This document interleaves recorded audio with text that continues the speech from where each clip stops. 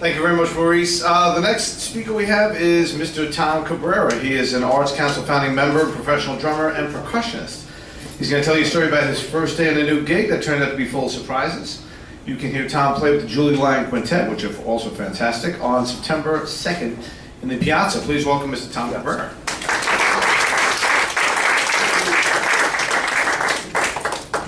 Hello. All right. Hello. Hello. I'm unaccustomed to microphones. Anyway, so the year was 2000. That's the year that this story takes place. I was living in Orlando, Florida, and I had a 3-night-a-week house gig at a nice little restaurant. If you're a freelance musician, 3 nights a week is really a nice thing to have, especially for 3 years. It's a little security blanket, but all good things come to an end, and this gig was coming to an end. The place had been sold, and that was the end of my gig, so it was going to be back to one-nighters and that sort of thing. But I guess I've always been pretty lucky, and I got lucky again. And almost as soon as this other gig went away, I get a call from a friend of mine, a piano player named Jerry. Jerry had lived in Florida for a long time. We played together on and off, became pretty good friends. Jerry was from New York. He was also a New Yorker from the Bronx. And so we hit it off, because all the New York guys were all friends in Florida. And so Jerry called me, and every time Jerry speaks, he always precedes whatever he's going to say with the words, "Not for nothing." Hey, Tommy, hey, not for nothing, but I heard about the bistro, that gig is gone, but I think I got something for you coming up. So the story is that Jerry fell into the situation. Is a very, very famous, very expensive, exclusive steakhouse in Orlando, Florida called Del Frisco's. And there are some other Del Frisco's here and there, different parts of the country, but this was the only one that wasn't part of the chain, that was owned by one individual. The guy that owned Del Frisco's was from Dallas, Texas. He had been an airline pilot for many years. He flew for Delta. And then he became certified to fly Learjets. And when he became a Learjet pilot, he got his dream gig flying for Ross Perot during the time when Perot was hoping to become president. And he made so much money flying this guy all over the country that when he retired, he didn't know what to do with his money. He didn't need to work anymore. So he decided to open up a restaurant. And he moved to Florida, he opened up Del Frisco's. This is a really beautiful place. I'll try to describe it to you. It's sort of the classic kind of dark wood paneling and plush carpet, and the cocktail waitresses are all really beautiful, and they get dresses. And this is and really expensive. Everything is really expensive there. I couldn't afford to eat there. I couldn't even afford to have a drink there. But this guy was doing so well. He would have all week long in the private dining rooms. They would have pharmaceutical reps wining and dining, all the doctors in town. So they made a ton of money. So he made so much money, he decided to add on a beautiful lounge. He actually built a separate building right next to the restaurant. He put a nice grand piano in there. Really made it nice, very inviting. PA system. And my friend Jerry was lucky enough to get the gig playing piano there. The owner liked it so much, he said, let's get a band. I want a whole band. This guy, by the way, whose name was Russ, the owner, looked exactly like Cliven Bundy. And you know who that is because you've seen him in the news. He wore a white cowboy hat. He looked exactly like him, just to paint the picture. So he decided he wanted to have a whole band. So he told Jerry, I want you to arrange for auditions. So Jerry called me and he said, you know, not for nothing, but he's going to hire whoever I tell him to hire. He says, so if you want to bring Rick was the bass player who also lost his gig at the restaurant, and a very good friend of mine, and we played together a lot. He said, you know, you guys come, you play a little bit, he's going to love you, and you're going to get the gig. And the best thing is, it's 6 nights a week.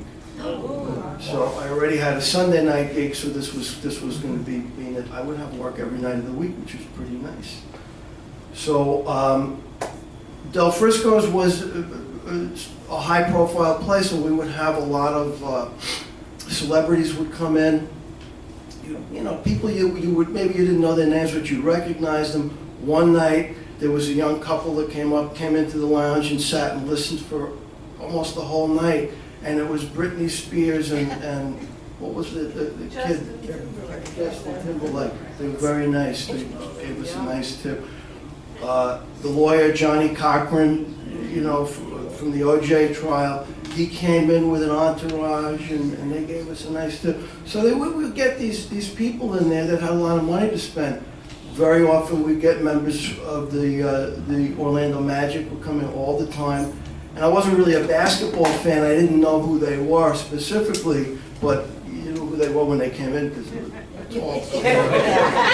And so this was a really nice place. This was a nice situation. But none of that stuff had happened yet because the story is really about my first night. So this audition is arranged, and I get there real early, and I'm wearing my tuxedo. And I set up like an hour before I have to play because I'm very conscientious and I really want to get the gig, even though I kind of know I've got the inside track. And we play and everything is great. The guy loves us. He buys us drinks, hires us on the spot. And actually, that wasn't my first night. That was the audition night. The first night officially was 2 days later on a Friday night. At which time I came in early because I'm conscientious. Set up early, and Jerry's showing me around. He's kind of showing me the ropes. He said, you know, anything you want, you just ask for it. You want to go to the bar, get a drink, it's yours. He said, but not for nothing. If the girls are busy, you know, don't bother them. You get your drink later, but they'll take care of you. Make sure we give them a little tip at the end of the night. Okay. He introduced me to everybody. He introduced me to the two managers, the kitchen manager, all the bartenders, the servers. They were all very nice people. And they were all excited that they're going to have the live music with a band every night. So he told me where I could go. Here's the coffee pot over here. Get your coffee. If you want a sandwich, go into the kitchen, ask for Raul. He'll make you a sandwich, anything you want. They treat me like a king here. And then he said, oh, yeah, there's one more thing I want to show you. Come with me. So we go back up to where the bandstand is. So it's like a piano bar. So they actually have seats, you know, bar stools around the piano. Kind of like an old school kind of thing. It was very nice. Well, we go around the other side of the piano and he opens up the piano bench. And usually, you know, there'd be like sheet music in there. But inside this piano bench was a handgun. Oh. And I said, what's that? He said, that's the band Glock. I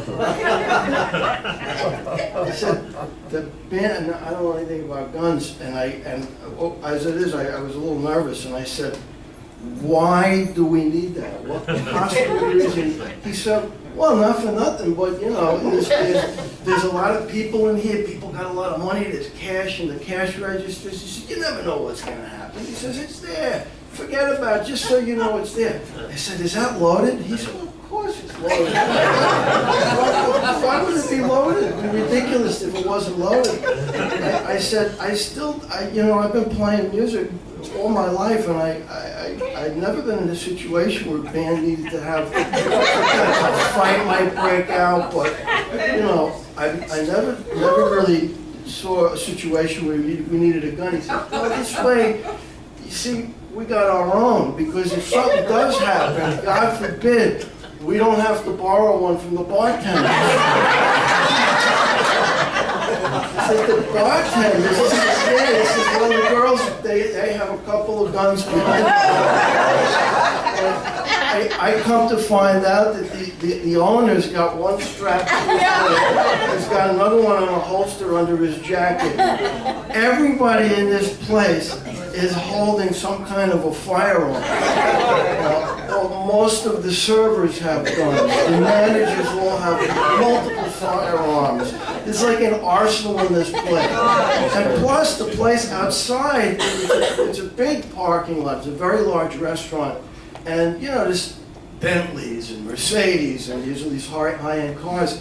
They had off-duty police officers, 2 of them every night, you know, as security for the place. So this, I guess we felt safe. I guess that was the idea, that we all felt safe.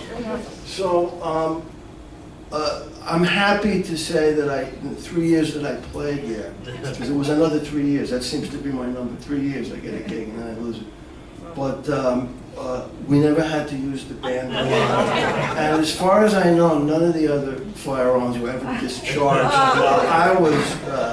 while I was on the premises. But I don't know if there's a moral to this story. I would just say that if next time you're at a piano bar and you're listening to some nice music, just give the guys a nice tip.